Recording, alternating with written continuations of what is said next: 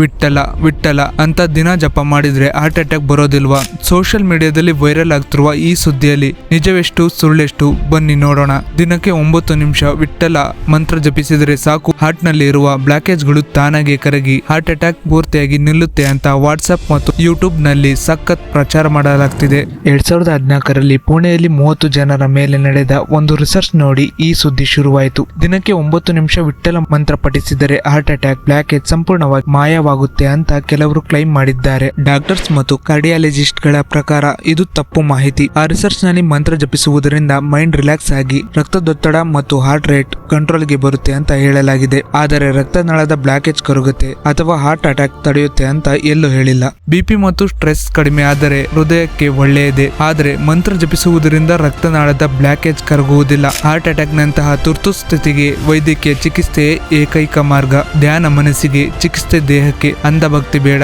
ಜಾಗೃತಿ ಇರಲಿ. ಇಂಥದೇ ಫ್ಯಾಕ್ಟ್ಸ್ ತಿಳಿಯೋಕೆ ಈಗಲೇ ಸಬ್ಸ್ಕ್ರೈಬ್ ಮಾಡಿಕೊಳ್ಳಿ.